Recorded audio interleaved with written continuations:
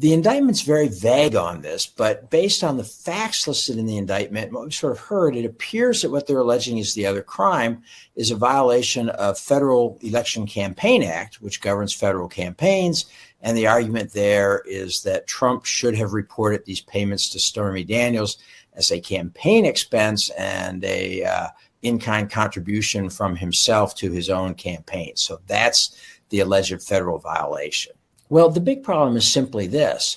I don't know a better way to put it, but paying hush money to a woman who alleges she had an affair or an extramarital affair with you, it may not be maybe a little bit unseemly, may not be the ideal behavior we want from our elected officials, but it's not a Federal Election Campaign Act violation.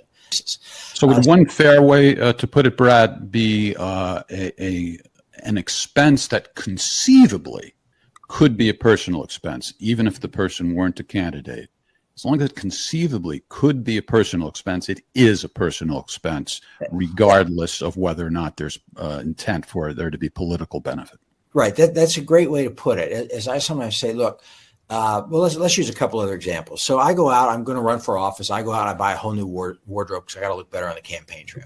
It's true, I bought that wardrobe with the purpose of influencing my election, but those are individual expenses. They're not campaign expenditures. So not only is it not required to use campaign funds, it's actually illegal for me to use campaign funds to pay for that.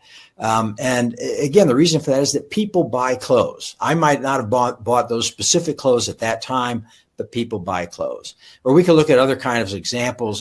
Let's suppose, for example, something a little closer to the scenario. Suppose I had a messy divorce in my background and I decided to run for office. So I paid a divorce attorney to try to seal up those records. My purpose of doing it is to influence the election, but it's not a campaign expenditure because people do that and you get some benefit from it.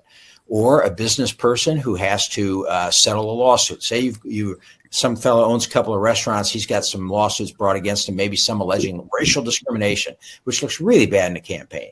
So he goes to his corporate lawyer. He says, I think these lawsuits are BS, but I want you to settle them. The lawyer says, no, don't settle them. They're BS. He says, no, we're going to settle these. I'm going to run for Congress, and I don't want the press making a big claim out of these. So they settle them. You can't settle those with campaign funds. You've got to settle them with business funds, right? It's a business. Yeah, why would anybody think that's a good thing?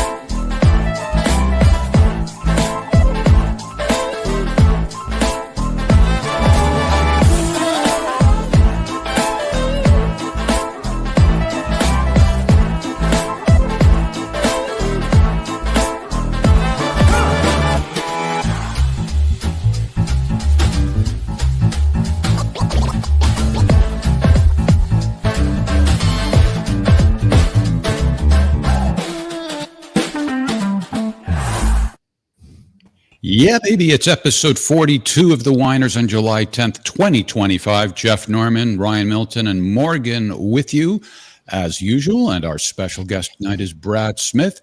He is the founder and chair of the Institute for Free Speech. He's also the former chair of the Federal Election Commission. He's one of the nation's foremost campaign finance and First Amendment experts. And we are pleased as punch to have Brad with us from his summer home somewhere in Ohio. We will not disclose the exact address. We will not dox you, Brad. How you doing tonight? Thank you. I'm doing great. How are you all? Doing well. Pretty good. I'm glad it's not raining here anymore. Oh, yeah. Ryan's in Texas, so he was close to all that flood activity. Yep.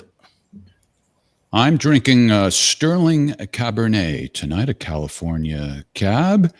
And is our special guest getting in the spirit of things and enjoying some kind of wine as well? I have a Coppola Pinot Noir.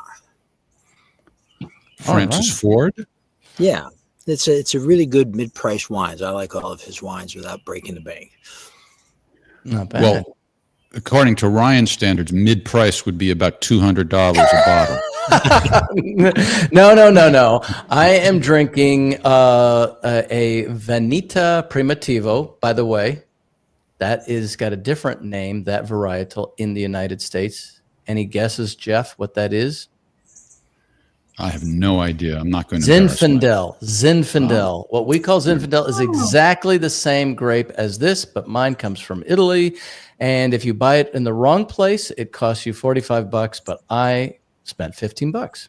So it's Very pretty nice. good. All right. And Morgan, I'm sure, is drinking water as usual. Yes. All right, She's still very trying good. to turn it into wine. She's pretty sure she's got that power. So in that opening, that was recorded just a couple or so weeks after Donald Trump was indicted for the Stormy Daniels case. And I wanted to just play that to just briefly give our special guest a pat on the back for nailing it. And also mention, well, that was that case was about a minor bookkeeping violation that they turned into a felony by saying that Trump was concealing a second crime. And the second crime supposedly was that he failed to report the hush money payments as a campaign expense. But Brad, the nation's foremost expert, explained in that interview that it actually was not a campaign expense, so therefore not a crime. And Trump's lawyers wanted to call Brad as an expert witness in his trial to testify that it's not a campaign expense and therefore not a crime. And what did the judge say in response to Trump's lawyers making that request? The judge held that it would be improper testimony because it would go to the legal conclusions, and that was a matter for him to instruct the jury and not for an expert witness to talk about. Although it's very interesting that he let, for example, Michael Cohen as a witness or the prosecutors repeatedly tell the jury that, yes, that was a campaign finance expense. But letting me do that, talk about what the law actually said was improper use of an expert. Right. And Michael Cohen is not an expert in campaign finance law. He's an expert in lying, I believe, is his specialty. Right? He's not an expert in campaign finance law. I know that. All right. Diplomatic answer. Very well. So you have been busy putting pen to paper, so to speak. 3 op-eds penned by you, one co-written actually, were recently published, one of which was in the Wall Street Journal. And I don't want to read too much into it, but I think you were saying there may be sort of a landmark decision coming. This is about political parties coordinating with their candidates and whether or not it's constitutional to regulate what a party spends with its own candidates. Am I reading too much into it to say that, well, I think your position is it's not constitutional for any restrictions on what's spent on speech. Are you saying that maybe the court might make that ruling and the whole scheme of campaign finance regulation might be wiped out? I do not think they will go that far, although I urge them to in this op-ed. The issue here in a nutshell is, that there's limits on how much you can give to a candidate. There's limits on how much you can give to a party. And there's limits on how much you can coordinate with a candidate. In other words, you can't go to a candidate, let's say you're Elon Musk. You can't go to the candidate and say, I'll tell you what, I'll pay for your ads, right? But I'll pay for them. That's called coordination. You're working hand in hand with the candidate. Now you can you can do a lot of stuff like that. I mean, Elon Musk spent a lot of money in the last election trying to help Trump win, but he used basically public information. It doesn't take a lot of brains to figure out what were the key states, what were the key issues in the campaign. He couldn't just actually take Trump campaign stuff and start publishing it. He couldn't share polling data with the Trump campaign, that sort of thing. He couldn't sit down with Trump's writers and say, here's the message we want. What do you guys think? What do you want? He had to do this separately. So anyway, political parties are in the same boat. They can't coordinate with their own candidates. The National Republican Senatorial Committee has argued that the Supreme Court should overturn a decision upholding that rule from about 25 years ago. The NRSC argues that, this is absurd. Why should a political party not be able to coordinate its activities with its own candidates? That's what a political party is supposed to do. And because unlike contributions to a super PAC, which are unlimited, contributions to a political party are also limited, and therefore it's not like the party can be used to get unlimited funds into the campaign. What you can give to the party is limited. So why shouldn't the party just be able to spend it directly with working with their coordinate candidates to have a unified message to work where their candidates need it, know what their candidates themselves think they need. Now, so Brad, quick question on that. Does that imply that more or less money is involved, or that it's not really a change? It's just a matter of, as you say, coordinating the message? Yeah, it wouldn't really change the amount of money involved, at least to the extent that we believe that now those donors who can't, those parties who can't do coordinated expenditures, the candidates rely on like super PACs to pick up the slack and hope that people will give to super PACs instead of to the parties, that sort of thing. But it won't do a lot, put in a lot more money. And that's one of the reasons it should be an easy case for the court. Now, I argue further. I argue that basically there is no basis for legislatures to regulate campaign donations. I understand why people are concerned about money in politics. Nobody wants to feel like the rich control everything or the candidates are being bought.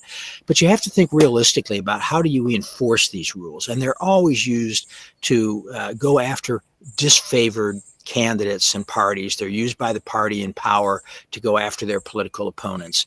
And in fact, both parties are perfectly capable of raising a lot of money. And it's best that you should be able to speak.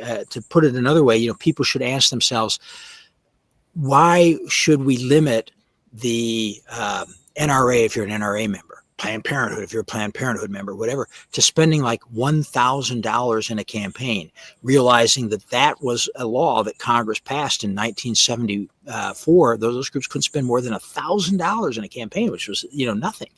And you say, I want my groups to be able to spend money. I want people who agree with me, like Elon Musk on one side or Michael Bloomberg on the other, to spend money.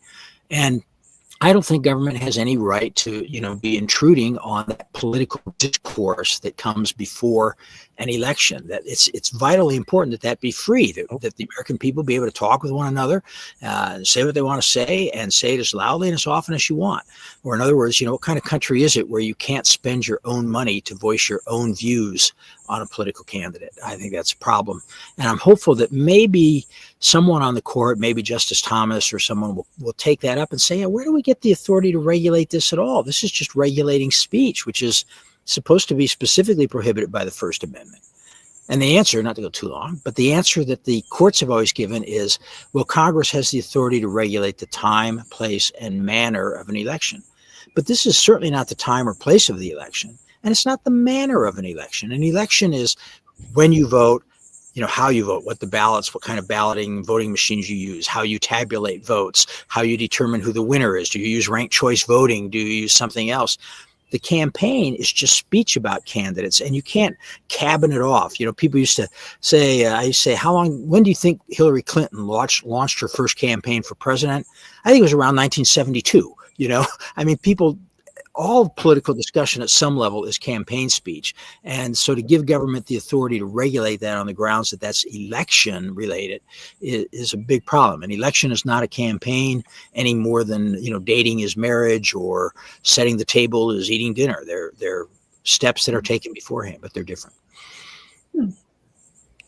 Yeah, I agree with that the campaign finance regulations really hinder independent voices.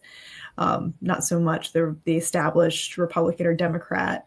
So I agree with that. And I think that's a very important distinction that you make within the article too, is you made a very compelling case that, we like to think, regulating campaign finances goes in with elections, but it's just like almost synonymous with like dating is marriage. It's a ridiculous statement. So I thought that was a very interesting, compelling point you made. Yeah. Well, another point. I'm glad you picked up on that. The other thing is the people who would pass these laws are the incumbents. And why would an incumbent ever pass a campaign finance law that benefits the challenger? And the challenger is the one in general who needs to spend money more than the incumbent, because the incumbents get free publicity. The media is always covering the incumbents. So somebody who's a newcomer needs to spend money to introduce themselves to the electorate, which is rather wholesome. Yeah, I mean, that's exactly right. Candidates, the public already knows who the incumbents are, and then the incumbents get a lot of free speech coverage during the campaign. There's a lot of empirical evidence. It's not just surmising, but people have studied this, and they show the key factor is not really who spends the most in a campaign. It's whether a challenger spends enough. What is enough? It will vary from time to time, year to year. But basically, you can see the line in almost any election where if challengers spend more than that amount, say more than 800,000, it might be in a House race, they have a pretty good chance of winning. If they spend less than that, they're going to lose, and it doesn't matter how much the incumbent spends. And that's really because they need to spend money to get their name out. Once they get their name out, they're in the ball game. It's kind of like if you had a great idea for a new soda pop or something like that, right? But nobody could give you more than a couple $1,000s to launch your company. You couldn't go on Shark Tank and ask them for a few $100,000, right? You're never going to be able to compete with the big soft drink makers. But if you can go on Shark Tank, or you can do even bigger, you can get a venture capitalist to give you a couple $1,000,000 that you need, you kind of get in the game and you can start winning over customers. And politics works much the same way. So, there's something interesting about this whole question, because I see some of the comments, for example, in our chat. This one says stop foreign lobbying. And there's a lot of talk about AIPAC and others. In one of your articles, I think the blog is called Balkanization. And you talked about the guise of campaign finance reform. And something interesting, because I remember Elon Musk, like many others, have talked about this outrageous speech is what is protected. The things you don't want to hear, the things you don't agree with, KKK marching down the street. It's there to protect them. But you made a very interesting nuance statement that it's really not the fringe speech, but somebody who says something, excuse me? Ordinary speeches. Yeah, ordinary, but that which could shape public policy. And you also later said that under the guise of limiting dark money or foreign influence, this could be changed. So, how do we accomplish both in that circumstance? Right. Well, so first let me talk a touch more about the balkanization piece. Balkanization, for those who don't know, which is probably the overwhelming majority of ordinary people with lives, is a blog. It's essentially written for law professors to talk about legal issues, but it's very influential within the legal community. And this was part of a symposium they were doing on free speech issues. And what I noted was a lot of people will say, the real test of whether you believe in free speech is whether you're willing to stand up for things that are really awful. Somebody engaging in what we loosely call hate speech, racial epithets, or, people doing protesting at the funerals of servicemen who are being brought home. It could be, pornography. It can be lots of things like that various people think is, low value speech, let's say. And my point is really, I think the real test is how you feel about high value speech, right? Whether you want to censor speech that's about public policy issues, because almost everybody agrees that the core of the First Amendment is our right to speak about politics and issues. And if you can limit that, that's where the rubber in my mind really hits the road. And this was a piece aimed at law professors, because if you look at legal scholarship over the past 50 to 75 years, almost all of it has been geared toward the idea that campaign financing is so dangerous, right? That, it's going to be unequal, or it's going to corrupt people, or it's going to let in foreign money, or whatever else is, that for some reason we need to limit it. Now, I do a quick digression here. Some people will say, well, spending money isn't speech. But of course it is. Let's suppose we said you can't spend any money to produce this show. Let's suppose we said, you can't spend any money to publish the New York Times, or the New York Times can only spend $10,000 a year. Obviously that would limit the speech of groups and organizations. If you limit money for the purpose of limiting speech, which is what campaign finance regulation does, then you've got a First Amendment issue. If you don't like that, you can think about it. Suppose the government passed a law saying it's quibbling over semantics is another way to put it. Yeah. I mean, it's not literally. I mean, money isn't literally speech, but it's what makes certain speech possible. it makes speech possible. I mean, imagine you said we have a First Amendment gives you a right to practice religion, so you can believe whatever you want, but you can't spend any money to build churches, buy hymnals, or hire pastors, right? I mean, everybody would recognize that's a freedom of religion problem, I think. Yeah. How about abortion? You can still have abortions, but you can't pay for it. Find somebody to volunteer it. Yeah. Exactly. That would be another option. So people, when they see it, so there is that speech element there. And all of this academic scholarship has said this speech is so important that we must regulate it. And then they wonder why other speech is under attack and why there seems to be declining interest in free speech. And what I point out is, if somebody says to you, oh, I don't think those protesters should be allowed, just off the top of their head, they're in a bar or whatever, somebody says, oh, we need to shut down pornography. That doesn't worry me that much. I mean, I don't necessarily agree with any of those kinds of views, but I think those are normal reactions people have to low value speech. What's much more dangerous is when you have academics, highly respected academics and leaders for years telling them core speech about political issues needs to be limited. That's what creates. Well, what else is worrying is the president going after ordinary speech. Trump, I mean, we, criticized Tim Walz when he claimed hate speech isn't protected by the First Amendment. But now it's time to criticize Trump because he's, Elon Musk criticizes a bill and Trump's going to investigate him for that. The Paramount had to settle a lawsuit so they could get approval for a merger.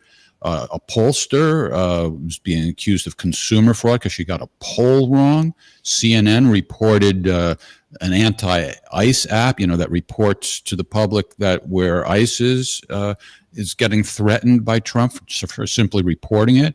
He even threatened CNN because they reported that the attacks in Iran didn't cause much damage. Let's take a look at that, as a matter of fact. CNN yesterday pushed an app that lets you track where ICE agents are.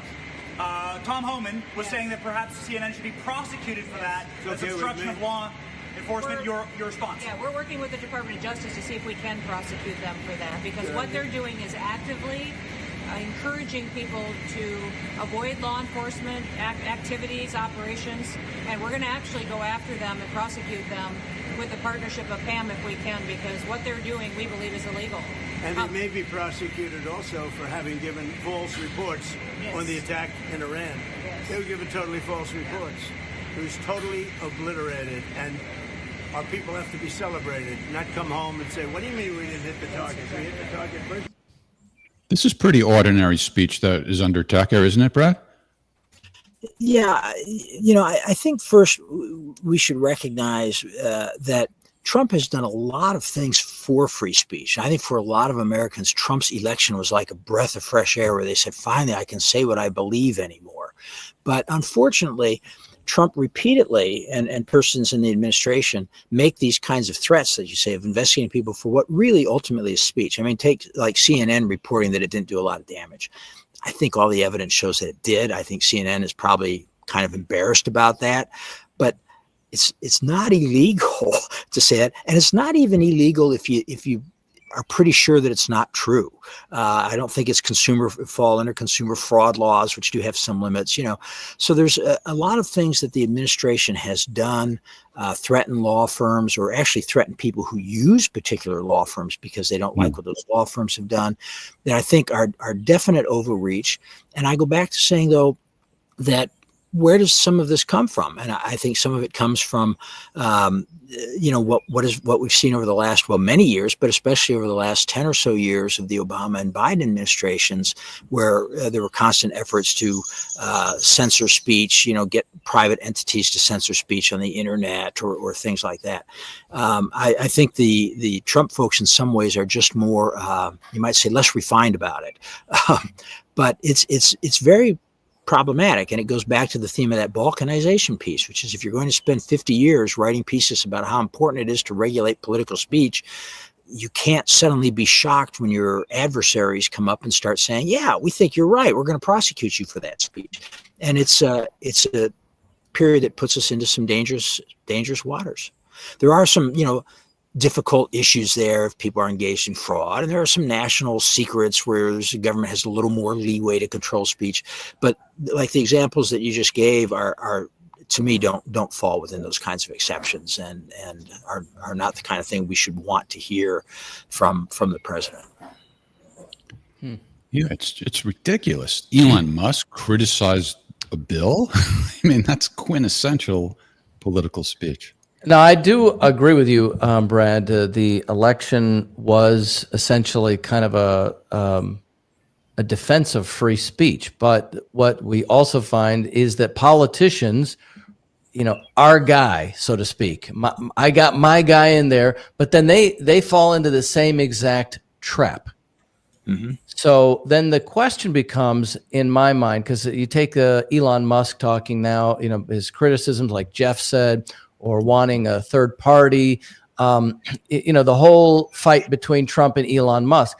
I mean, one thing you could also say is, how do you ensure when you have the president,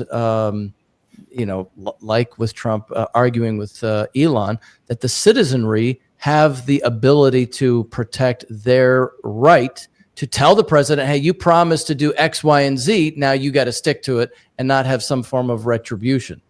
Because it's an ongoing problem. And in some ways, it's at the core of the campaign finance issue we started with, right?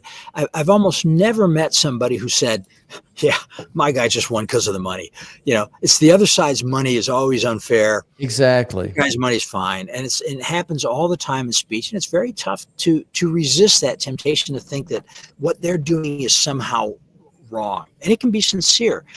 Jeff mentioned earlier how campaign finance laws are written by incumbents and will benefit incumbents. And one thing I've argued is that even if we assume goodwill of the incumbents, we assume they're not trying to go after their opponents, over time, campaign finance laws will become pro-incumbent. Why? Because if they're working well for incumbents, the incumbents are like, hey, it's a good law. If the law is working against incumbents, they're going to think this is a travesty, this is unfair, and they're going to demand the law be changed. And we have sort of the same thing with speech. People, my speech is important speech about the issues, and your speech is hate speech or lying or whatever it is. And so again, we're in a dangerous area. And part of the point of the balkanization piece you mentioned, Ryan, is that idea that we have to be, especially those of us who are in academia and purport to hold ourselves out as experts on free speech, right? I mean, I think about this a lot. I think about this all the time, right? I don't begrudge, my dentist or my auto mechanic because they think, campaign finance is all corrupt and I have to explain to them how things really work in practice and everything else, right? I mean, let's put it this way. They know a lot more about dentistry than I do, and they think about it a lot more. They know a lot more about repairing my car, and they think about that a lot more than I do. I think about campaign finance and free speech more than most people do. And, if the scholars who think about it are going to say, yeah, we need to regulate that, the end result is going to be a society where we're all trying to regulate one another whenever we get in power, rather than saying, it's tolerance. We let people speak their mind and it'll all shake out. Maybe not always for the good, but on the whole, over time, much better than letting people in government decide who's right and who's wrong, whose assessment of the damage in Iran is fraudulent and whose assessment of the success of the mission is correct, that sort of thing. Hmm. Morgan, you look like you were about to say something. Yeah. No. It reminded me of the, what you kind of alluded to is this, whoever's in charge. I've heard a lot of people who have actually left universities over the DEI reform. First it was you had to have this speech, police your speech in order to be, into this DEI framework. And now with this current administration, they got memos that the State Department was going to look at their curriculums and scan for particular types of words. So it's like the same thing. But the other side, right? Yeah. So that's why I mentioned Tim Waltz before. We were mocking him when he said hate speech isn't protected. And maybe this would be a good time to give a salute to FIRE. I don't know, Brad, I don't know how well you know those guys, but I assume you consider yourself an ally. FIRE was formed specifically to defend originally censorship issues on campus. And at that point, they were going after the side you just mentioned, but now it's the other side. And that's, what it means to be principled is it's about the issue, not what your political or ideological allegiance is. Are you, do you work with FIRE, or you're friends with those guys, Brad? Yeah, we're definitely friends. We've worked with them on a number of cases where, we'll file an amicus brief in a case they've got, or they will in one we've got. I've been on their podcast.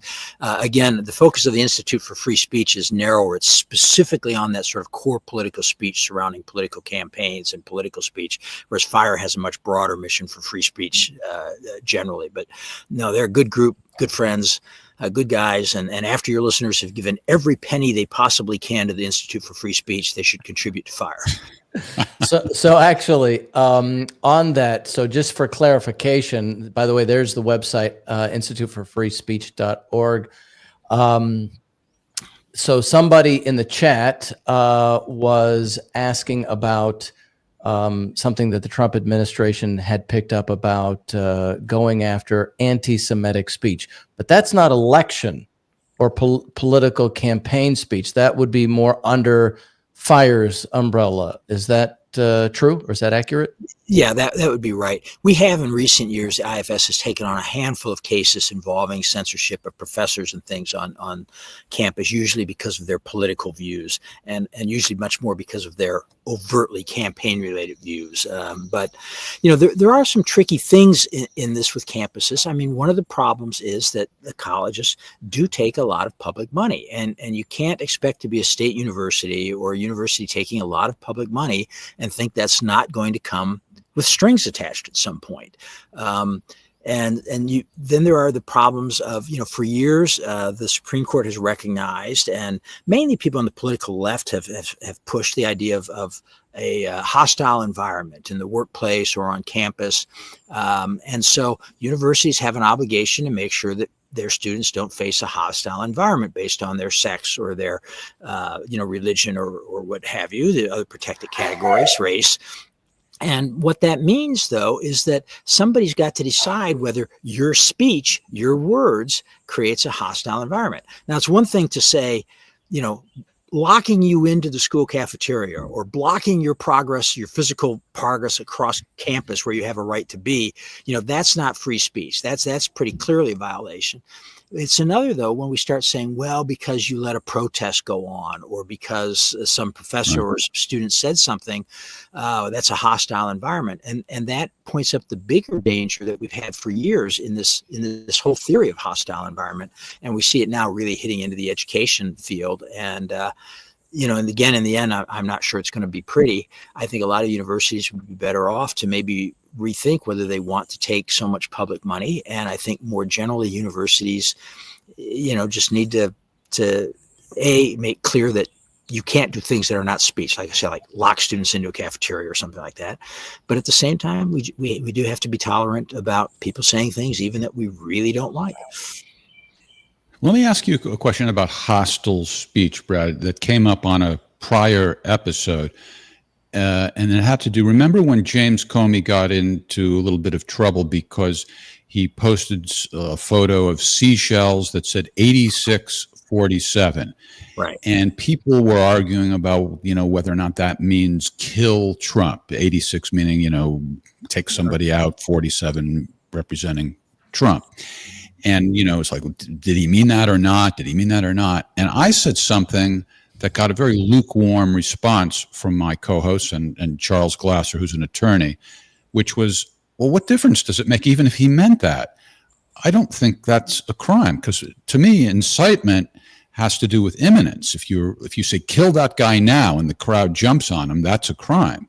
But isn't it perfectly legal, even though it's extremely unsavory, isn't it perfectly legal to say that you are in favor of somebody being killed? Or am I wrong about that? Is that a crime? Did you have anybody particular in mind, Jeff? No. I was just wanted to comment on that issue. Asking for a friend, right? His friend is 86th, so it doesn't matter now.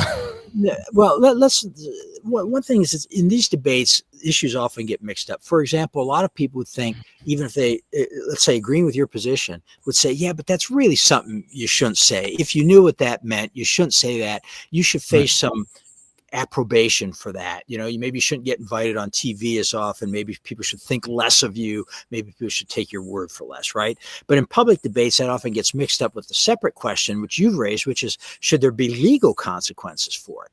And I don't think there should be legal consequences. As you point out, the standard is generally what's called incitement, the idea that you're saying something that's going to prompt something immediately. It would be like if you're standing with a group of people who you're getting all riled up with a big speech about, there's our enemy, that guy's our enemy, those people, we got to kill them, we got to do them in, and then say, there's one now, get him. Right. That might be illegal. That crossed the line to incitement. You're expecting immediate action from people.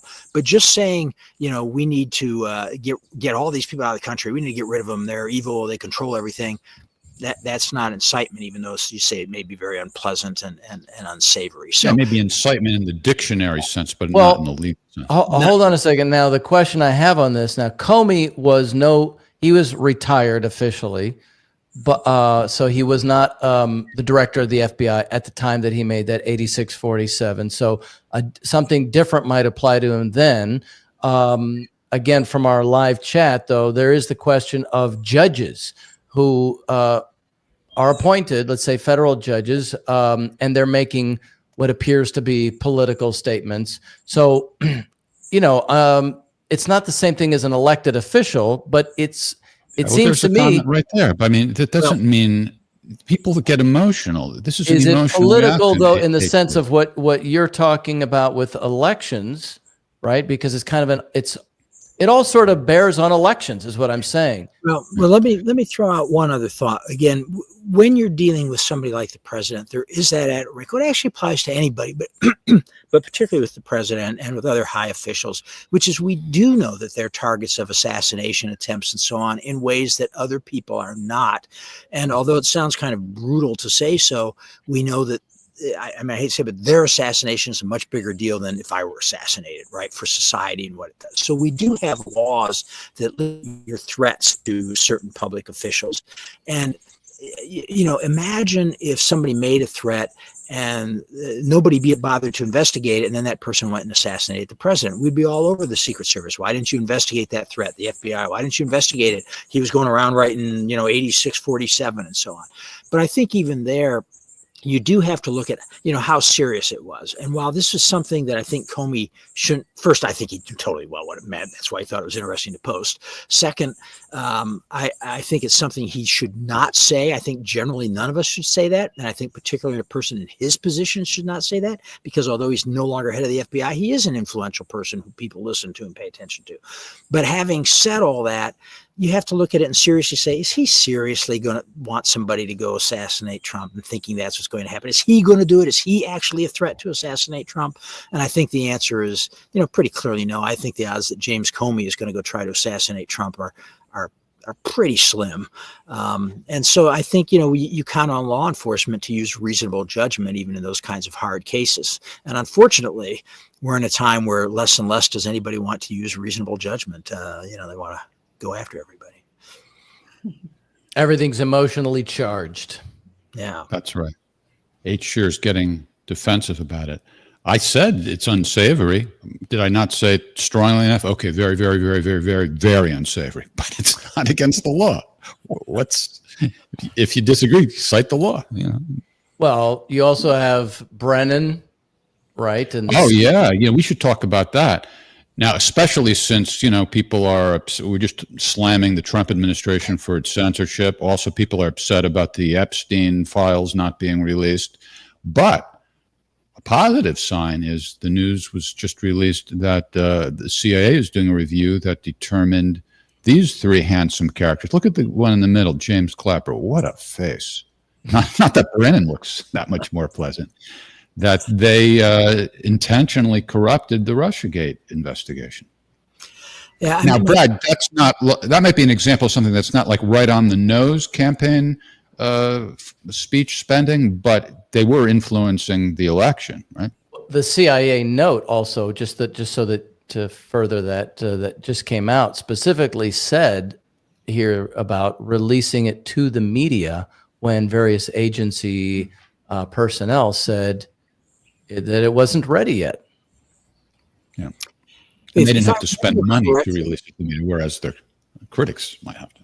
If I remember correctly, Brennan and maybe Clapper, or maybe both, were heavily involved in the getting together the intelligence experts who all testified that Hunter Biden's laptop was probably false, right? That's speech that influences an election. In my view, it abused their position of credibility as experts, and it's one reason why people don't trust experts. But that speech that is legal speech, right? I mean, some of them probably believed it, or they might have thought, well, this is a possibility, or they might have thought it's a lie, but I want to say it because I think it'd be good to help my guy win the election. I think that speech is protected. However, the situation involving their official functions as heads of the FBI, the CIA, and the National Security Council, or whoever heads, there they have different obligations, and there are laws that prohibit federal officials and federal functionaries even from engaging in direct electoral activity, because they don't want our government taking sides in the battle over who's going to be in government. And there are restrictions on processes, how the CIA is supposed to do things, internal things that are violated. So in that kind of case, I think you're really out of the free speech realm, and you're into the realm simply of somebody not doing their duty that's required by law as a government official. Now, I'm not saying that to say that they have definitely violated the law. I don't know, but certainly there's a lot of smoke there. It's probably worth the investigation. I'm a little uneasy with the sense, again, that we talked about earlier, that it seems to be a kind of a partisan motivation. We want to punish these guys, but this is not like CNN reporting on something, or the examples we were looking at earlier. These were people who were in government, who had a fiduciary duty to the public, to the citizens, and who abused their office, and that may in this case warrant that kind of investigation. Right. Members of the military aren't allowed to, state publicly troop movements, for example. That's an exception to the First Amendment. And I think the same principle applies to local officials. The police probably aren't allowed to say certain things. In other words, the police department can impose restrictions on its subordinates to not be telling the public about investigations and so forth, right? Probably wouldn't be good for a police chief to be saying racist things either. You're supposed to represent everybody equally. Those are the kind of things that are restricted, but those are legitimate exceptions, correct? Yeah, and there are complex laws around that as well. For example, that a person can say something that's of public interest, kind of whistleblower type. It's a very complex area of First Amendment law. I don't think we need to go into, because your basic point is correct. As a government official, as a government employee, you can face limits that you would not as a private individual, at least if you're talking about things connected to your job, or in particular, if you're using your position in your job to do exactly what we're concerned about, which is go after my political enemies, which is what there's at least some evidence, it would appear, and maybe enough to investigate, perhaps not enough to convict, that's what Clapper and Comey and Brennan were doing. What about this is another issue that's not really right on the nose for you, Brad, but I'm wondering, and I know that Ryan and probably Morgan are also curious, what do you think about Elon Musk and his plans to start a third party? Okay, good question. Well, actually, I was going to bring this up earlier when we were talking a little bit about limits on parties, and one of the things that people don't realize, the last major effort we had to start a third party was the Reform Party. Remember, back in the 1990s, Ross Perot threw a bunch of money into it, and he got a sizable percentage of the presidential vote in 2 straight elections. They elected a governor, remember, Jesse Ventura in Minnesota. Ventura appointed a guy named, if I remember, I think his name was Alvin Barkley or something like that. Briefly was a U.S. senator. He was appointed to a vacant seat caused by, I think, Paul Wellstone's death. So the Reform Party actually kind of made an effort. They didn't get any further than that. They didn't disrupt the 2-party system much, but there was an effort. They got further than the Green Party. They got further than most third parties, and the Socialist Workers or the Libertarians or the Greens or the Natural Law Party, if you remember them. It was going to solve everything through meditation. But in any case, then Congress passes the McCain-Feingold bill, or the official name was the Bipartisan Campaign Reform Act, which puts stricter limits on what people could give to political parties. And what I've said is that law essentially, as a practical matter, made it illegal to start a new political party in the United States, because starting a new political party costs a lot of money. I mean, this is a huge country, right? You got 350 million people. You got almost 200 million eligible voters you got to reach. You got to be organized in all these states. To start a major political party in the United States is a big deal that costs a lot of cash, and there's no way around that. And in fact, what Musk spent, $200 million or so in independent expenditures to try to help Trump. He can't do that for a political party. He can't give a political party as much as he wants. Now, if he uses all the various loopholes, he can probably get a fair amount of money in there, probably something over $1 million, or, well, maybe not over $1 million, but over $500,000 to be sure he can get into the party, right? That's a lot of money to you and me. Well, I think it's a lot of money to you. I know. So he can't finance 400 campaigns for Congress to try to take everybody out. Then he could maybe finance one or two people. He can give each of those 400 campaigns as a party, as in terms of giving it directly to the candidates, he can give each of them $3,700, right? In terms of what he can give to the party, he can give the party, this is kind of complicated, but basically he can give and it's a more precise number, but it's basically about $44,000 to each of the three national party committees. That would be, for example, the Republican Senatorial Committee, the Democratic Senatorial Committee, the Republican Congressional, Democratic Congressional, and the Republican National Committee, Democratic National Committee. So they can each get about $140,000, about $40,000, a little bit more. And then he can give money to state parties, no more than $10,000 to any state party. And he can give money to 3 special funds that the parties are allowed to have. He can give each of these about $130,000, a little bit more. But one of them has to be used only for recounts. One of them can be used only for a nominating convention. And one of them can be used only to maintain building, the party's building, right? So if you put all those together, we've got something a bit over $500,000 that he can get in to a political party. And that's just not really enough, I think, to get a whole party off the ground with a party structure that's going to put candidates on the ballot. To get a presidential candidate on the ballot for a new party, you've got to go into all these states, get signatures. It's a multi-million-dollar operation to be on 40 or 50 state ballots. And Musk can't do that. Now, maybe he can get enough of his pals and they all put in the total 500,000 or so they can get and, get something going. Musk has a high image. I mean, it's as good a chance as anything you're going to see, but it's very, very difficult. And part of the reason it's difficult is because of the campaign finance laws. Brad, it sounds like you're saying billionaires can't possibly control every aspect of elections.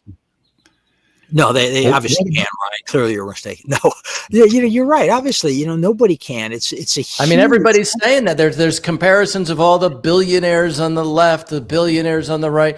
So, it's a question that those of us who have no clue is make some clever memes and videos, which cost next to nothing, and that could make the difference. Yeah. But what about PACs, Brad? could Elon, just put aside for a moment the idea of his own party, but could he accomplish mostly of what is needed for a party by giving the money to a PAC instead of to a party? He can give it to Greg. He owns his own PAC. Elon. He has a PAC that he basically is the one guy who finances it. And these are called super PACs. Now, a super PAC cannot, again, coordinate its expenditures with the party. It can't coordinate its expenditures with the candidate.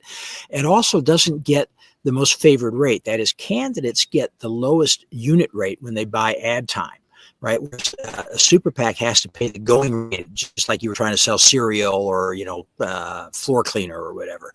So typically, that's about 20 to 30% more that a super PAC has to pay for ad space. But yeah, he could fund a super PAC, but note that's not the party. Which let me ask you about this coordination thing.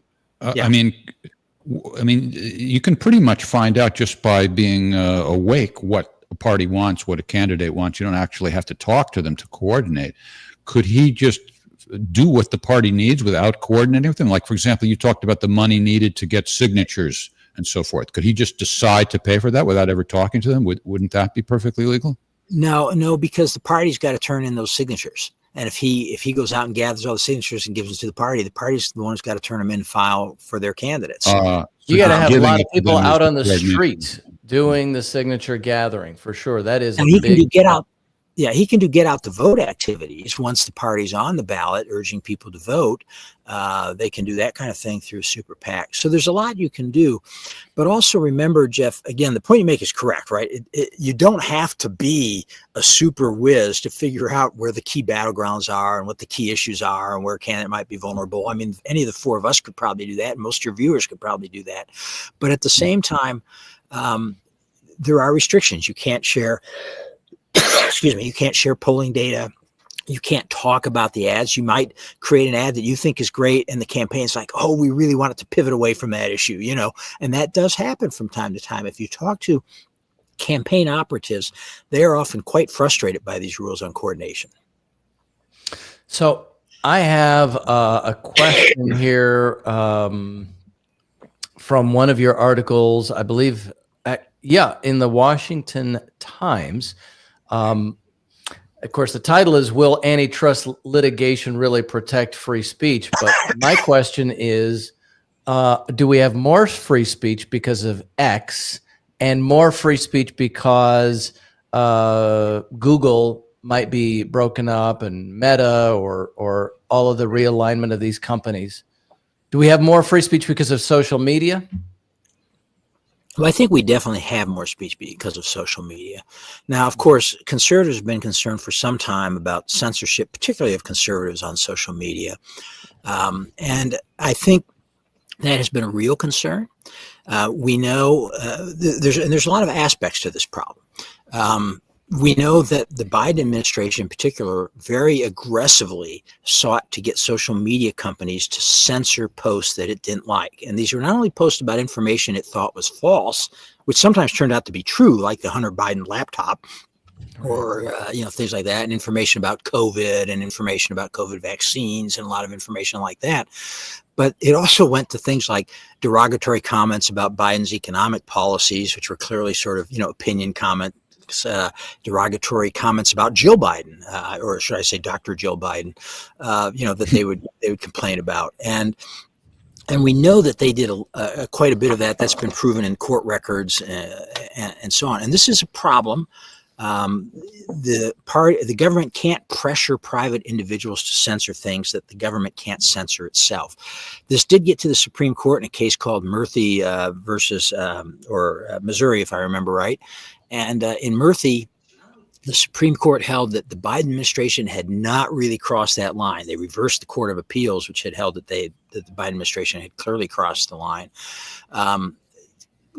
Either way, what the Biden administration did was not good. And the Biden administration in another case, or I guess I should say really Democrats in New York, in a case called Vullo versus National Rifle Association, were found to have definitely crossed the line in trying to pressure social media and other groups not to work with people and so on. So this is a problem. But here we go. We need to go back to Elon Musk. Musk's purchase of X was a wonderful thing for free speech. And it showed that, in fact, ultimately the market can largely work and will kind of correct itself. I think we also saw a sort of a general change in the culture, some of which was fostered by Trump winning and Biden losing. I mean, they happened at the same time, right? But they were both important in their own way. There are two parts of that picture, because Biden was pressuring the social media companies, and Trump kind of made clear, no, we want more free speech, at least at that point in time.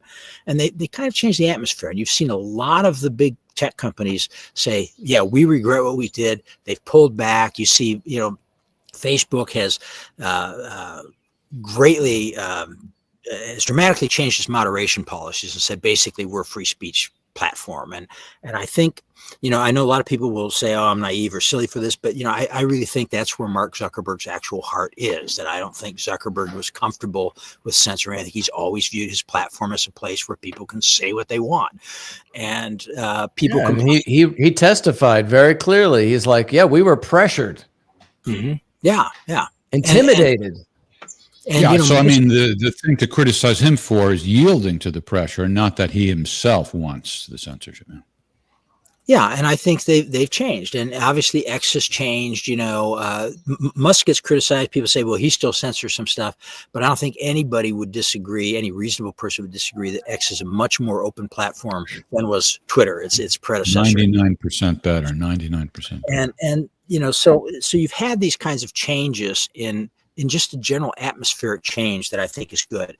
Now, a lot of conservatives still kind of talk about maybe we should use antitrust and break up these big tech companies, but antitrust law is not really, if you're doing that because you care about free speech, it's like using the wrong tool. Antitrust is not about free speech. It's about monopolistic power. And there's no guarantee that if you break up Google into 10 little Googles, like we did to AT&T years ago, that they're not going to be 10 little Googles run by, left-wing hardcore progressives that these conservatives hate. There's no guarantee that the conservatives are going to get what they want just because they break these companies up. That doesn't get to the content. And getting to the content's really hard. We don't want the government dictating to companies, what content goes on their platform or not. So I think this emphasis on antitrust is an effort to, kind of get at content that's misguided. And just final thought on it, we should consider the possibility that as much as we did see, the tech companies let themselves get pushed around by the government for a while, smaller tech companies might be even more likely to let themselves get pushed around by the government than somebody like Facebook or Google, which has all the financial resources to go toe to toe with the government, and is in a much stronger position to defend itself. Glenn Greenwald, couple of nights ago had a guest on his show. I can't remember her name, but she's a government lawyer who's focusing on antitrust issues. And she was saying, their policy now is unless there's really something to worry about, it's like hands off, let's just approve it. We're going to get out of the way. A, do you know who she is, who I'm talking about? And B, do you agree that's the way it's going in general? I do not know who you're talking about. I do think that's the way it's going. Generally the philosophy in antitrust for many years now has been, does it benefit the consumer? That's the big question. If it benefits the consumer, then we're okay with it. And a lot of times getting bigger does benefit the consumer. I think the key here, though, is that there's very little, again, that connection between antitrust and free speech is just very tenuous. It's not really, even if you have legitimate concerns about free speech online, that's not a very effective tool to go after it, and you may not get what you think you're going to get. I have a question about your thoughts on some of the new progression towards surveillance states. The executive order Trump put out where he wants private companies such as Palantir to make this database on American citizens. Do you see that as an infringement on our privacy and, to stifle free speech? I'm very, upset about that. Let's say it another way. For years, to take it back to campaign finance, because for me, I'm a campaign finance geek and everything goes back to campaign finance. For years, the one thing almost everybody agrees on, well, we at least need disclosure. We need to know who's paying for these things. And I've often gone into audience and I've said, what would you think about a law? We'll call it the Patriot II Act, in which the government, in order to prevent foreign influence in our affairs, says you have to report your political conversations and memberships to the government. And they're going to put it in a database where it's readily accessible by the public. They can use it to, creditors can use it when you apply for credit, employers when you apply for a job, college admissions officers, whatever, can use this database of your political views. What do you think about that? And everybody says, that's a terrible idea. And I said, that's campaign finance disclosure. That's what we have now, is a database that anybody can access and see who's giving whom. And in recent years, we've expanded that to where people who are known as bundlers are forced to report. Now, what's a bundler? Bundler is just, I go out and I ask each of you guys to, hey, this Ron DeSantis guy, he's great. Why don't each of you give me, $500 and I'll deliver the whole $2,000, 500 from each of us to DeSantis. So he'll know where it's coming from and why we're supporting him, what we want him to do once he's in office. Right. And so so people say, well, we need to have that reported. So now we not only know that you supported, this candidate, but you supported this candidate because you and I had a conversation about it. And I think that's, a dangerous area. So I guess the short answer to your question, Morgan, is not knowing a ton about what this new database is supposed to do or be. If that's how I feel about campaign finance reporting, you can guess where I feel about the idea of a greater database on American citizens. It's a bad idea. Right. Well, Morgan, that's a very good question. That's like a whole other thing that I hadn't even been thinking about really in this context, because the content is always about the money. Of course, that is a lot of money, and that is a private company that would be contracted to do that.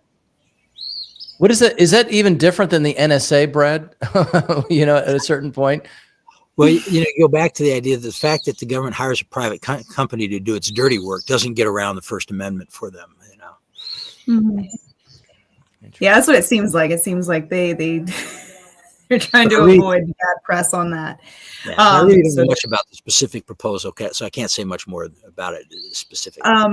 Well, I guess they want to curate a database that conjoins the different departments on specifically American citizens. So this isn't, we're kind of like the Patriot Act. We got to surveil these people for the, security of our nation. And they might just happen to be Americans. No, this is explicitly like, we are tracking American citizens. We're making a database on all of them, unified, that we can access.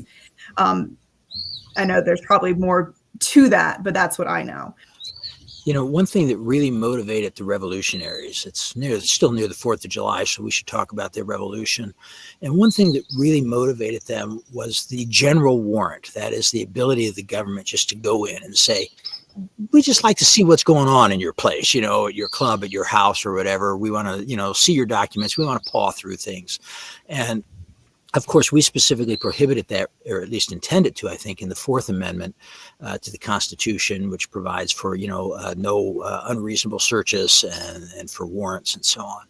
And, I think anytime the government is going about compiling a database on citizens, not because they have any particular suspicion that those citizens have violated the law, but simply because, well, this might be easier if we ever do need to check up on them, I think is a very dangerous place for us to be. And it's something we have fought against. In fact, the Institute for Free Speech has fought very vigorously against a California law a few years ago that required nonprofit organizations of all types to report all their donors to the state. We said, what business is it of the states if, somebody gives money to the symphony or whatever else it is, or a more political group like NAACP Action Fund or the NRA Action Fund, that sort of thing.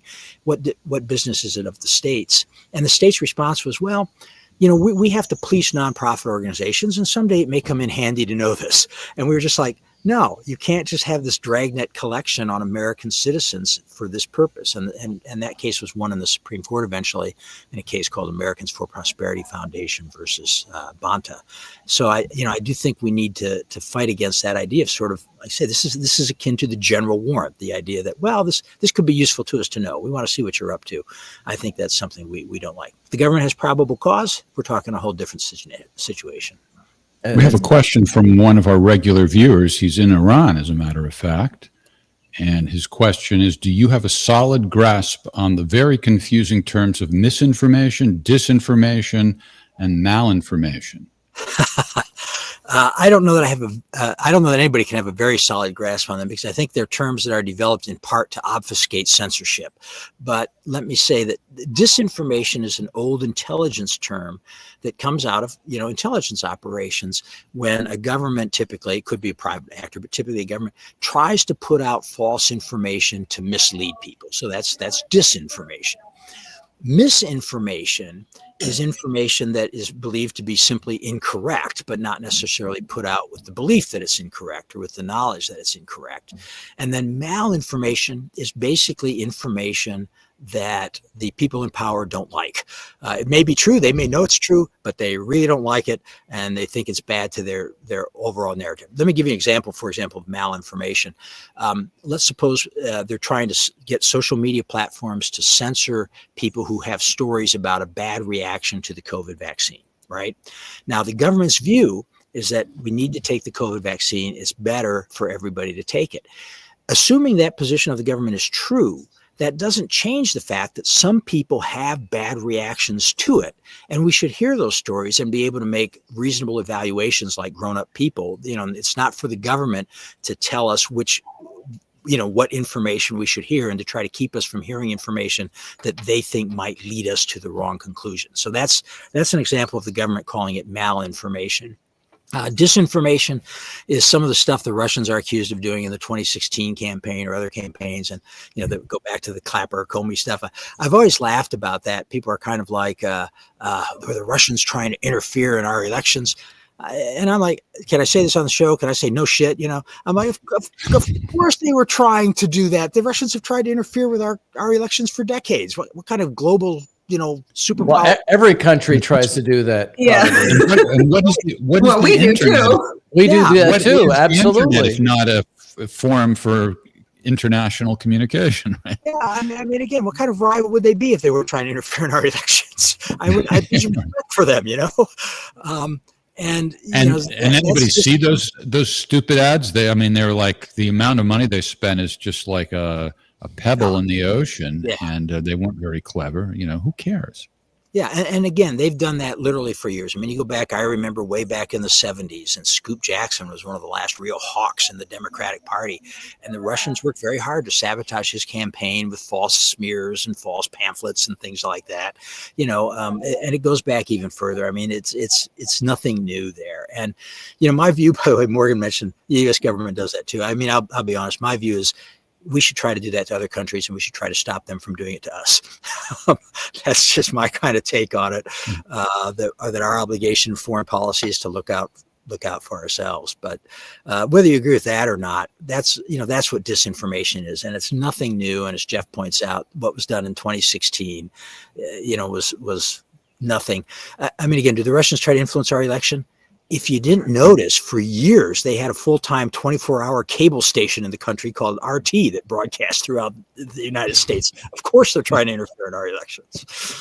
Well, isn't that what USAID interfere was? is such a misleading word. Interfere. Expressing an opinion is interference, right? Well, it brings up a point, Ryan, if I can, because you raised this earlier and I never really addressed it. The great point, people concerned about foreign influence in our elections. Yes. And I think that's legitimate, right? But that to me is those are the legitimate reasons why maybe we have a CIA, or maybe we, have diplomatic relations and we put diplomatic pressure on countries. What happens too often is that people say, oh my gosh, foreigners are trying to influence our elections, so we need these great restrictions on speech. But those restrictions mainly hit Americans. Mainly they hit Americans who want to speak, and they hit Americans who want to listen. Remember, Americans have a right to hear too. And we need to be very careful about this idea that every foreign comment is bad. I mean, I don't think it's bad. It may be bad for the Americans, if the Russians are spreading disinformation, false information in the United States. Maybe we should try to stop that. But, it's not bad if, like, the Chilean American Chamber of Commerce wants to run some ads talking about the benefits of free trades and how we shouldn't put tariffs on the fruits they send to the United States. Maybe voters should hear that sort of thing, and that would be a relevant thing to take into account. As if Americans aren't spewing tons of bullshit. Yeah, right. And is bullshit, by the way, malinformation, disinformation, or misinformation? What is the official definition on bullshit? Bullshit could be, I think, any of those three, actually. I think it's an encompassing term that gets them all. Well, you mentioned Clarence Thomas earlier, and I wanted to ask you a question about something that he has said before that I agree with. And whenever I've talked about it, people think I'm some kind of a right-wing lunatic. But I really think it's more like I have a pretty good sense of what free speech really is. And it has to do with disclosure. A lot of people say, I'm for free speech, but as long as we know who said it, we hear that all the time. And Clarence Thomas doesn't agree with that. He's like, well, disclosure, you should be entitled to your privacy. And I agree with that. I think that if you, for example, there's some downsides to it, which the regulation proponents never acknowledge. For example, if somebody wants to donate to a challenger who may be a great, wholesome candidate, they may be afraid to do so in case the challenger doesn't win, they're going to be afraid that the incumbent who gets reelected is vindictive, and they may not get a government contract or whatever it is. That's one reason. Or just, any kind of harassment from the community or hurt their business or anything like that. And I kind of agree with Clarence Thomas. What's your take, Brad, on this whole issue of disclosure? Do you think people should be able to donate without any restrictions and have their identity protected? Yeah, I definitely think so. So I suggested earlier in responding to Morgan's question, I don't think it's any of the government's business who you support or who you don't support. And going back to the balkanization article that Ryan mentioned earlier, I actually mentioned specifically there the case of sort of the second Red Scare after World War II, right? And what was much of that about was, are you going to name names? And people who refused to name names of who were the commies in Hollywood, and there were lots of commies in Hollywood actually, but people who wouldn't identify them were threatened with, legal action themselves. In fact, some were thrown in jail for refusing to name others, and so on, the Hollywood Seven. And this is considered one of the great victories for American jurisprudence and constitutional law, was ending the Red Scare and providing some rights to privacy. It protected civil rights groups in the 50s and 60s. The big Supreme Court case was a case called NAACP versus Alabama, where Alabama was insisting we need to have the NAACP's membership list because we need to know who's influencing this organization that's trying to influence our politics. But of course, we knew what that would mean, to people to have their names exposed in the South. And sometimes we don't think about the fact that even if people don't face immediate threats themselves, they might be responsible for others. I always use the example of To Kill a Mockingbird. Most people are familiar with the book or the movie or both. But if you remember To Kill a Mockingbird, the racist guy didn't go after the hero, Atticus Finch, because he was a big tough guy. He was Gregory Peck, for one, and two, he was big, and third, he was like the best shot in the county. That comes out at a point in the novel and in the movie. He went after Gregory Peck's kids, right? You can go after other people who are associated. You can go after the speaker's brother's business and things like that. Or let's say you're a company executive and you have strong views, but you don't want people boycotting your company and leading you to have to lay off dozens of hourly employees who did nothing. So I do think there are lots of reasons why you would want to keep it private. And I think we should be considerate of the idea that a lot of people just don't want to be in the controversy. They just don't want the attacks. Yeah.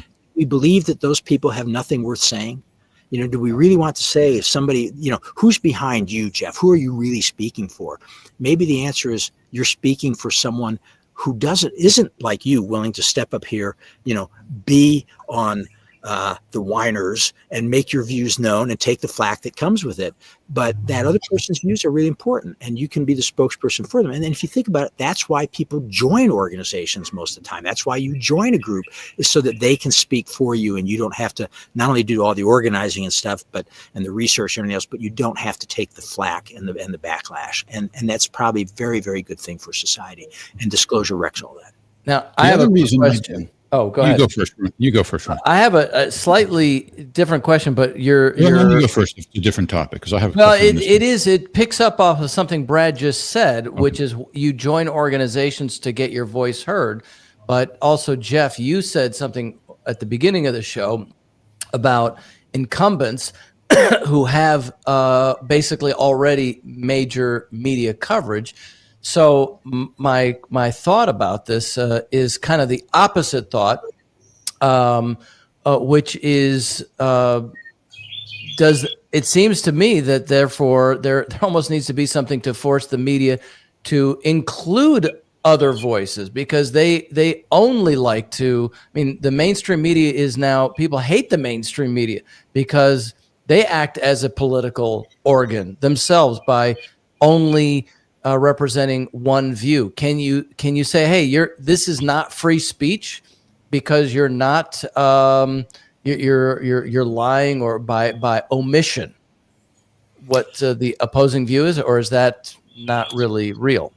Well, I think it can be a real problem, but this is where we get into the world of trade-offs and imperfect solutions. And we have to ask ourselves, so what's the solution to that? And the solution is normally going to have to be some group, and a government group that has the power of government before it, the power to lock people up, that's going to come in and say, you've spoken too much, you've not spoken enough, you're not saying the right things.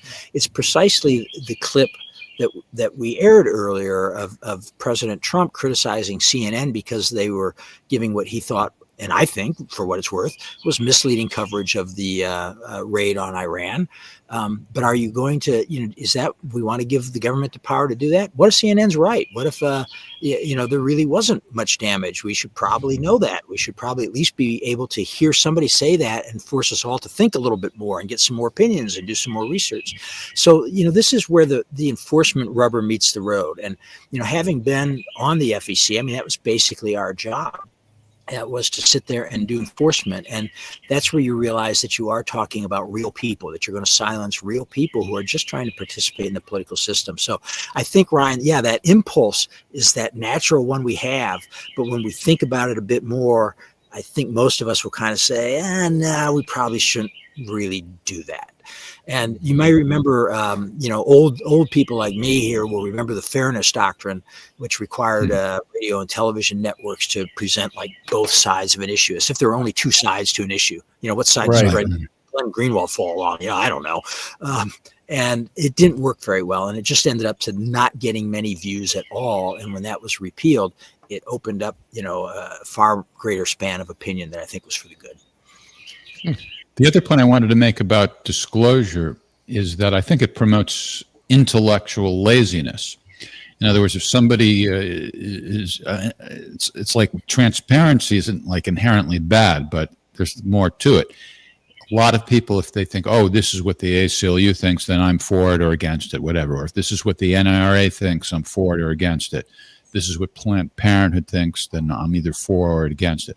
And not any one organization or individual speaker is always correct. And so it's not only about who is paying for it, it's about whether or not they're right. So why not, maybe the NRA, if you think they're wrong most of the time, maybe they're right some of the time. Why not make it more about what the particular argument is as opposed to who is saying it? That's the other thing. I think totally right, Jeff. And, if you look back at history, remember the Federalist Papers were published anonymously, but not just the Federalist Papers, papers against the Constitution. Winfield Scott, one of our famous early generals from the Mexican War and the War of 1812, who used to write anonymous things. Chief Justice John Marshall used to write anonymous tracts defending his own opinions. Part of the reason that so many of the founders wrote anonymously was because they believed it forced people to deal with the arguments, and in this polarized era, so many of us do look and say, was it Trump who said that? I hate it. Or was it Trump who said that? It's right. And maybe if we see something and we're not quite sure, I don't know what to make of that, instead of immediately saying which side funded it, maybe we should, as you point out, kind of actually think about the argument a little bit. Think, does it make sense? It doesn't take long with Grok and Google and everything else to look up the answer and or to look up their sources, at least other people's views on it, and get that kind of information. I want to make one final comment on the disclosure, maybe not final, but a comment on disclosures. When we talked about transparency and so on earlier in this kind of dragnet approach to gathering government, or gathering information on citizens that Morgan raised, is I've often used the phrase, and it's now been adopted by another group that works often with the Institute for Free Speech, a group called People United for Privacy, and that is transparency is for government, privacy is for people. We have a right to a transparent government that is open about what it does, but we as individuals, the government doesn't have a right to pry into our lives all the time. That's our area of privacy. Interesting. Well, before we let you go, Brad, what do you think about the current FEC? Just give us your assessment on, who the commissioners are, where things are heading. Well, so a lot of people don't know that, but the Federal Election Commission is kind of unique. It has 3 Democrats and 3 Republican seats on it. And at the current time, though, there are only 2 Democrats and 1 Republican serving on the commission. The other 3 seats are vacant. And the commission requires 4 votes to do much of anything. The idea was you had to get at least one person from the opposing party to help form that 4-person majority. And that's true even if there are less than 6 commissioners. So right now, 3 seats are empty. And nobody quite knows when or if the administration will decide to fill those seats. They've got a lot of judicial appointments that are open. They've still got a lot of other appointments that are open. Increasingly, it takes forever to get people confirmed to office, whether you're a Republican or a Democrat. So right now, the FEC is essentially not doing anything. And that may be good realize that. for people like us. For people like us, we may think, well, that's pretty good that the FEC is not doing anything. But well, is it? I mean, no, you're saying that sort of half kiddingly, I think, but is it good? I mean, from the administration's point of view, why aren't they trying to fill those seats? Yeah, I mean, I would say it's not good because the law is still on the books. If we would just repeal the law and say, look, people spend what you want, say what you want, contribute to whom you want, that would be one thing. But instead, we still have this law on the books that has 5-year statute of limitations. So all these things that, you can't go out and just pretend that the law doesn't exist. You still have to follow the law, but nobody quite knows, when anybody's going to be pursued. The FEC is unable to produce advisory opinions. You can go to the FEC and say, I'd like an opinion. Is it legal for me to do this? And the FEC if the FEC says yes, then you can do it and be guaranteed that you won't be prosecuted for it. But now you can't do that. You can't go to the FEC because they don't have enough commissioners to issue an advisory opinion. So I think on the whole, they should be replaced. I think for the administration, it's just a matter of, they got a lot of things on their plate, and do they want to put time and effort into the FEC, which I do think is a body they don't care a whole lot about. I think they're kind of skeptical about it. So are they going to make this a priority vis judicial nominations, and I do think they'll fill the positions, but I don't think you're going to see it happen, this month or anything. I think they'll fill them soon enough. They do have names, by the way. I'm reliably told that they have names of people that they sort of plan to nominate. So I do think something will be done before too long, but don't hold your breath for it to happen, before the summer's out. Should we ask Brett about Zoran the Magnificent in New York? Why not? What the hell? I don't know. What is he saying that is covered by? I mean, we can get your opinion.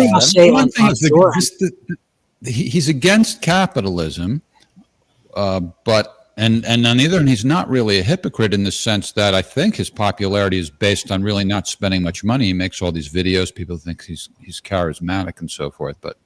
Although his mother has made a ton of money at being a capitalist filmmaker. Well, the one thing I'd say about Zoran is he's kind of proof that money doesn't win elections, right? I mean, Cuomo, vastly outspent him. $10 million, right? And Cuomo was a deeply flawed candidate who ran a terrible campaign, and he lost. And there's not much I find to like in Mamdani. I think the best, one of the pundits, I forget who, said it's interesting that his name is an anagram for I, Madman. That's just probably sums it up, but we'll let the voters of New York decide that. Well, so far, a very large percentage of them did vote for him. So largest turnout in a Democratic primary ever for him. What do you think about him, Morgan? Well, he really captured a lot of the youth. I think he does call attention to a lot of legitimate issues that a lot of New Yorkers have been feeling, whether or not he presents accurate policies to fix them. He is calling to attention a lot of the issues that are completely being disregarded by a lot of the both sides politicians, a lot of the establishment politicians that we've been seeing. You have a lot of people who commute into New York to work because they can't afford the city, but yet that's where they work. Congested highways, the subways, there needs to be more development on that. I think he does call attention to a lot of issues that need to be focused on. So that's what I will say. I mean, I do skeptical that it's a new AOC type where he postures like he's taking down this establishment when really he's wishing to be a part of it. So those are my kind of takes on. I mean, isn't that also what people are saying about a lot of MAGA people are saying about Donald Trump, where I mean, that's what Epstein. really brought him to fame, or he was already famous, but like put him on the stage of really creating this whole MAGA movement in 2016 was him bucking against the Republican establishment, basically. That's both of them. Mamdani and Trump are similar in that way. Mhm. Yeah. So, Yeah. It's an interesting situation. I mean, my opinion of him is kind of evolving. When he first got on my radar, which was a very short time ago, I was like, why not? The city-owned grocery stores don't seem terrible. New York is way too expensive, especially as it regards housing. That's pretty essential. But I didn't realize at first that he is opposed to capitalism. And like, well, all right, that may be intellectually an argument to make, but how do you practically make that happen in our society? So, yeah, I mean, I would say a lot of people get trapped into that because the capitalism that they see in this modern, culture doesn't soothe their appetite. But even though that doesn't really, capitalism can mean different things. And it can take on different forms. The one we see right now is not really catered to creating creativity and innovation among middle and lower class people. In my opinion, well, no, I'm not even making it. I mean, I'm just saying. I think that know much about it, but I'm not so much making an argument for capitalism as I am saying that if you're going to oppose it, then you better have a plan on how you're going to get rid of it. And I don't think he does. It doesn't seem like it's even remotely possible. Yeah, I guess I was just kind of calling attention to like how the youth. They can easily get captured into that. If we just get rid of capitalism, our issues will be solved. When it's right. But as it relates to Brad's focus, I think we're all in agreement. He is a good example of how it's not just about money as far as being effective, as far as being successful. This is a guy who's charismatic. He makes these videos and so forth. And they get a lot of attention. And I happen to be nauseated by the one. I'll show you, in fact, there's a video here he just came out with. I think it's nauseating. But the fact is, a lot of people like it. Take a look at this. Now I'll tell you why it's nauseating. Every take is going to be... all right. That's slower than a tourist walks in Midtown. Okay. You want a photo, brother? Yeah. Yeah, let's take one. Yes, that's me. Yes. Yeah, we can take one. Thank you. I appreciate you. I voted somebody that won. Thank something. you. Congratulations. Thank you so much. Thank you. We're on our way. Thank you. Yeah, no worries. Thank you. How's it going, guys? Thank you. You gotta catch up to me over here. How you doing, brother? Thank you, guys. Thank you. Thank you, my man. I appreciate you. Thank you. Yeah, for sure. One thing I will say about this is he's the one guy who went out on the street. Yeah, He's and the that's one not guy- a bad idea. But that's not a bad idea. But what's nauseating is he's laughing incessantly when nothing is funny. It reminds those me are of clips. it reminds me of Kamala Harris and her, nauseating laugh. What the hell's so funny? There's nothing funny. There's not a thing at all. The context with her, it was just like I don't know what was with her, but him, and those were all different, like separate clips taken and then Well, he's spliced constantly together. laughing. I don't know. I don't see any issue with that. I think that's kind of like someone's reaction. I don't know. You not Hey, take it, but like if you're trying to, be this charismatic person, that's kind of the energy you bring. All right. Yeah, look, you didn't spend any money, and you just won an election of a major city. You'd be pretty happy too, Jeff. I'd be happy, but I wouldn't be laughing. You I don't what the hell's know. so You funny? don't know. I mean, I like actual humor. Not. All right, Brad's just smiling. Would Tim Slagle think that's funny? What do you think, Brad? No, he would not. Great campaign he's running, and it just does emphasize that money. You need money to get your message out, but after that, you got to have a good message, and you got to have the other things of a candidate. Whether Mandami's message is good depends on what your priors sort of are going into it and how closely you listen to him. I watched that video. I'd vote for him. But if he started talking then about his policies, I'd start going, wait a minute. This is not what I want to do. But who like him watching that video other than Jeff? I think everybody else sees that video and thinks, what a swell guy. And who cares that he's Except for me. 33 I and he's think never run anything close to the I think city. it's cringe. I think Yeah, it's but cringe. you're grumpy, Jeff. I am not grumpy. I just like actual humor. I have a good sense of humor. All right. But anyway, we all agree that it shows that you don't need money necessarily to be successful. Yep. All right. Did we cover everything? Yeah, until the next election. Until the next election. All Yeah, right. it was such a pleasure, Brad. I mean, a lot of your points that you made really challenged some of my beliefs. So I enjoyed this conversation. Yeah, well, it's been fun. It's been fun, guys. And hopefully I'll see you all another time. Thank you very much. Yes. All right, Brad. All the best to you. Thanks so much. Take Okay, care. bye-bye.